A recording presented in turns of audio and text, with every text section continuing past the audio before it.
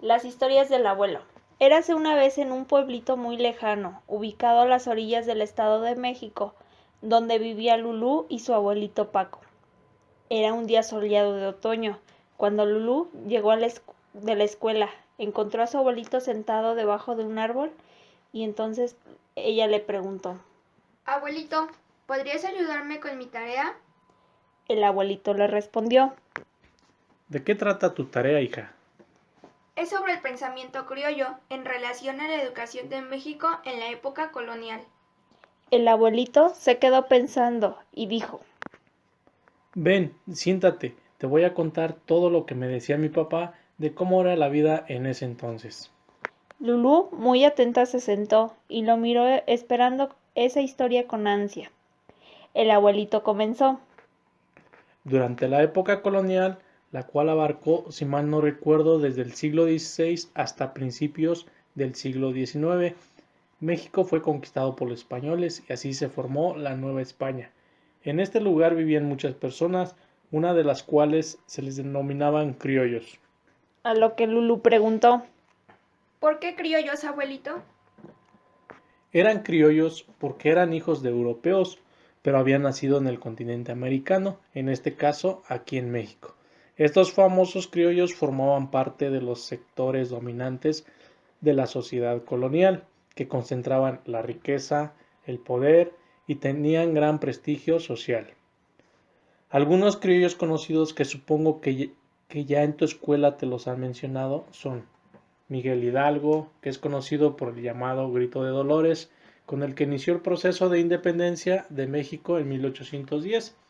Otro personaje criollo fue Agustín de Iturbide, quien fue el militar que puso fin a la dominación española en México en 1821. Entonces Lulú dijo a su abuelito.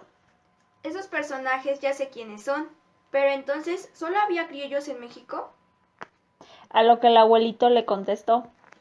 No, también estaban los indígenas, quienes eran los nativos de aquí, otros también llamados mestizos, los cuales fueron personas que eran hijos de un español y un indígena. Y por último estaban los peninsulares, que eran llamados así porque nacieron en España, pero vivían aquí en México. Pero abuelito, ¿entonces la lengua que hablamos es por los españoles? Así es, hija. A este proceso se le llamó la castellanización de los indios. Mira, para ser más claro, hubo tres hechos que contribuyeron a la divulgación de la lengua española entre los indígenas. El primero fue la situación demográfica, o sea que en lugares donde la población india no era tan numerosa en relación con los mestizos y criollos, se extendió el uso del castellano mediante el establecimiento de escuelas.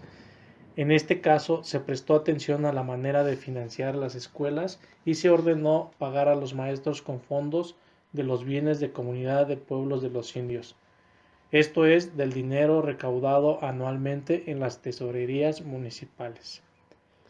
El segundo hecho tuvo que ver con los contactos entre los grupos sociales, es decir, la participación de los indígenas en los mercados, en obras de construcción, en las haciendas, en las minas o en los trabajos de servicios en la casa, lo cual aumentaba su dominio del español.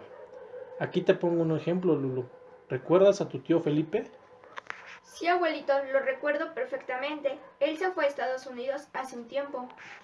Bueno, pues él, en el momento que llegó al otro lado, tuvo que trabajar con personas que hablan inglés y eso hizo que a él se le pegara ese idioma o tuvo que aprender a hablar de esa manera para poder comunicarse con esas personas.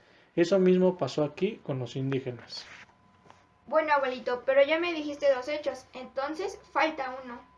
Así es, Lulu. El tercer hecho fue el intercambio de documentos y declaraciones legales con las autoridades virreinales y la asistencia a escuelas en los pueblos de indios fueron procesos que incrementaron a finales del siglo XVIII y contribuyeron al mayor uso del castellano entre los indios. Pero Lulu, también hubo la educación femenina. ¿A poco, abuelito? Si yo he escuchado a mi mamá decir que antes a las mujeres era raro que las dejaran estudiar. Así es, Lulu, pero mira, te voy a explicar cómo es que la cultura femenina tuvo una educación escolar. En esa época, el hogar era el ámbito propio de la mujer y también su centro de aprendizaje para la vida, pero hubo escuelas particulares y centros educativos destinados solo para las mujeres, que se establecieron más que nada en las zonas urbanas, a lo que hoy conocemos como ciudades, con lo cual casi todas las niñas españolas y criollas tuvieron acceso a algún nivel de instrucción. Algunos de estos centros en los que se educaron a las mujeres eran llamados amigas, colegios y conventos. Oye, abuelito, pero ¿cómo funcionaban esas escuelas? Tranquila, Lulu, a eso voy. Mira, las escuelas amigas llamadas así existieron desde la segunda mitad del siglo XVI. En estas escuelas lo que se aprendía era el catecismo a través del canto y la memorización. La función de estos establecimientos era intermedia entre el hogar y la escuela. Aliviaba a las madres de la tarea de la enseñanza de sus hijas para que llegasen a ser competentes amas de casa. Y sus educadores eran mujeres respetables y frecuentemente ancianas. Otra institución fueron los colegios de niñas, que la edad de ingreso se estableció entre los 10 y los 25 años. Mantenían a jóvenes carentes de fortuna, podían recibir niñas de familias acomodadas que pagaban la cuota asignada, aunque también hubo algunos colegios gratuitos.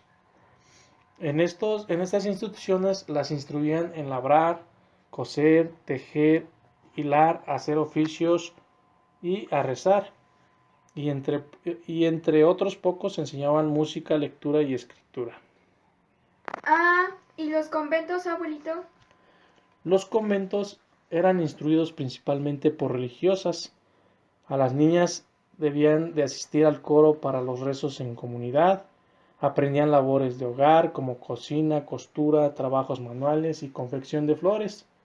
Esta instrucción permanecía en los colegios a lo largo de la adolescencia y juventud.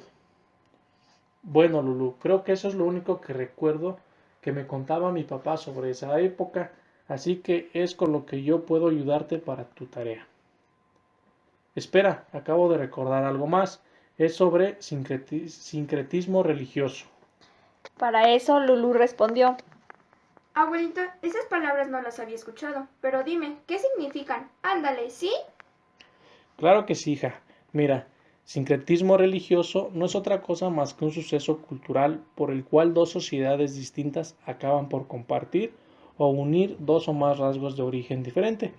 Para que me lo entiendas mejor, nuestros ancestros tenían la costumbre de unir sus culturas mediante un matrimonio entre un hombre y una mujer de diferente organización, para un intento de crear un ámbito de armonía en el que las dos culturas puedan convivir. Entonces Lulú le preguntó: ¿Entonces los casaban a fuerza? Sí, hija, pero siempre fue para un bien común. Ahora ya todo es diferente y esos tiempos quedaron atrás.